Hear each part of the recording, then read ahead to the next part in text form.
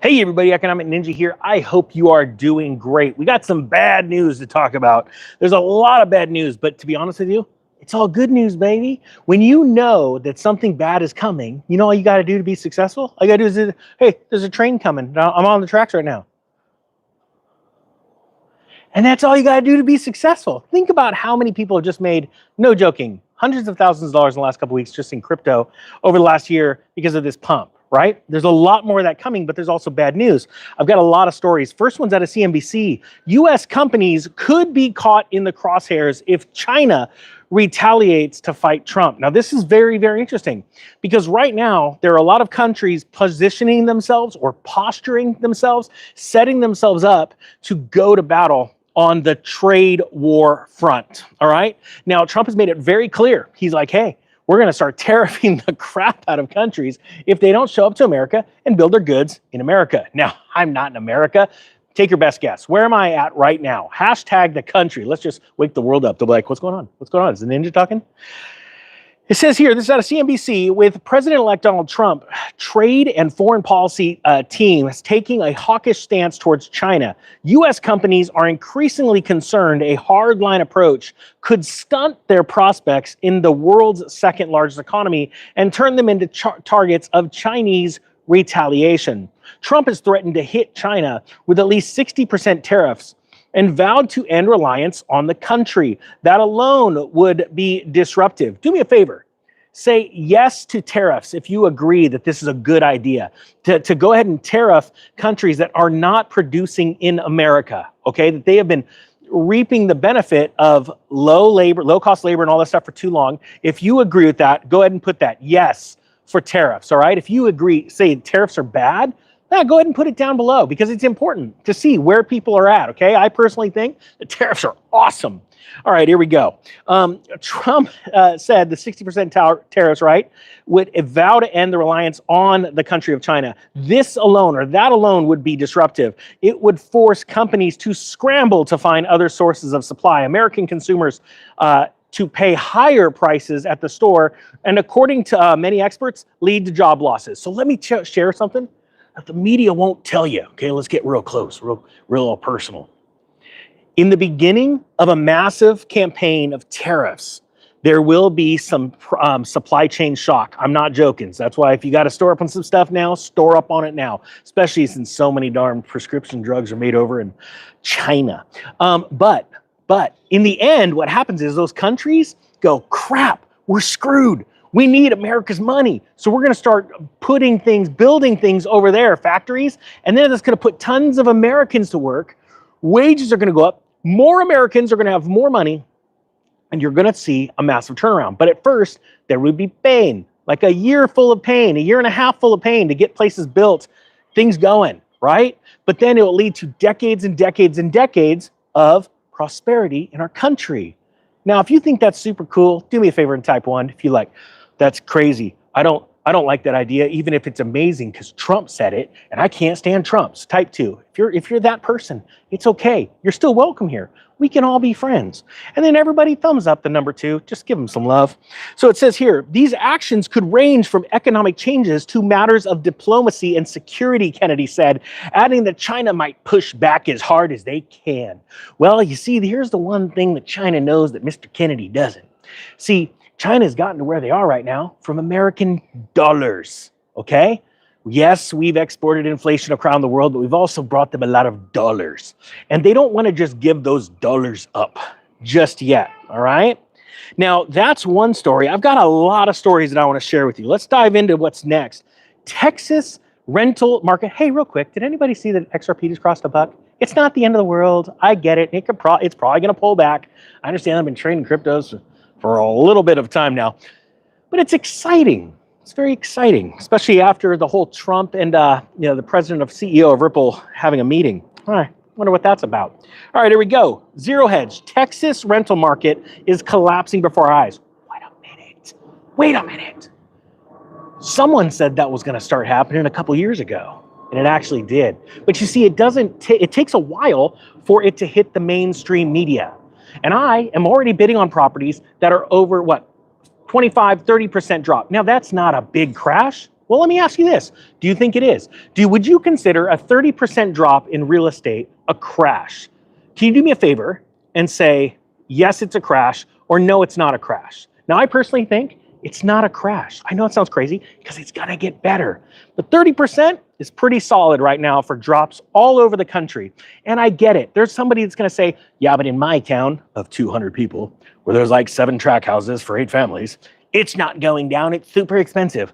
Copy, just so you know, if you're that guy or lady, it's not all about you. There's a little bit more going on. Open your horizons. Like in Porto.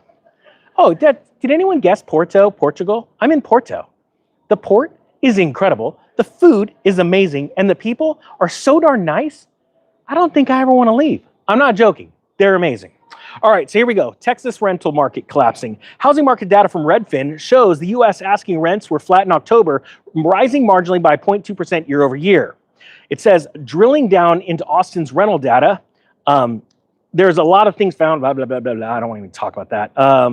Austin rental, boom, boom, boom, boom. Holy cow, where are they getting this stuff? It says, they keep talking about Austin's rental. Dude, what? You know the ninja doesn't read these stories before it brings it to you? There's just a bunch of crap in this one. Let's just dive past it. Let's just get out of this one. Who cares about real estate anyway? Who needs it?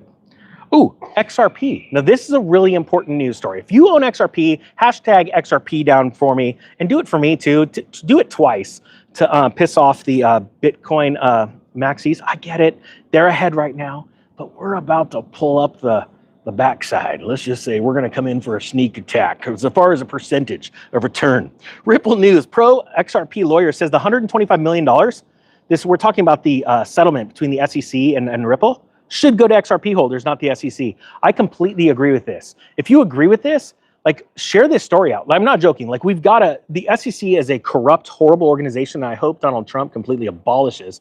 But they sat there and they put that lawsuit to hold back crypto, while a bunch of their friends, their big bank buddies, I'm not joking, you're gonna find it out probably 3 or 4 years from now, they bought up XRP like crazy, suppressed the price. That's okay, because I ended up buying a ton of it, but a lot of people didn't understand. A lot of people lost money because when they locked it up and exchanges around the world locked it up and people couldn't access it, I actually crushed it because I took it off my cold storage, put it in another exchange in Asia and sold it well above $1. And then when it came back down into the 50-cent range, bought it all back. I absolutely crushed it on that. But the sad thing is most people that owned XRP did not know how to do that. I think there's some people that recognize me here, looking at me weird, taking photos. Okay, here we go. Stand by. Let's get blah, blah, blah, blah, blah, blah. Okay, the ongoing legal battle between Ripple Labs and the U.S.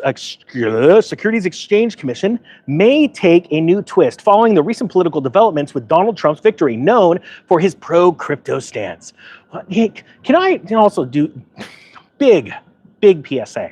You know, I told everyone you really should buy some crypto when I first started the channel. In January of last year, I came out and said, okay, guys, no joke, this is the time to really go into crypto because of the ETF.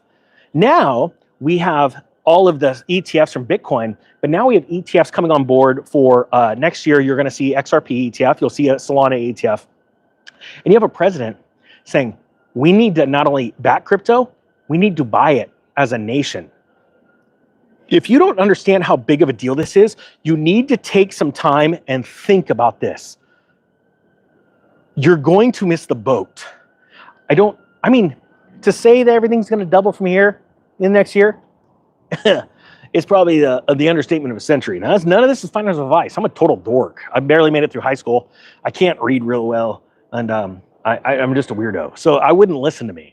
But if somebody else that wears a suit told you that and drives a Ferrari, you should totally listen to them. All right, here we go. It says here, James Murphy, known as who makes up these names? That is the economic ninja. Shared his perspective on the ongoing SEC lawsuit involving XRP, suggesting that the case should be nearing its conclusion. The major question, according to Murphy, is whether the SEC will secure $125 million held in escrow, or if I still don't know where escrow is. Like, where is escrow located? Anyway, it's in escrow. Or if there will be negotiations to return some of the amount.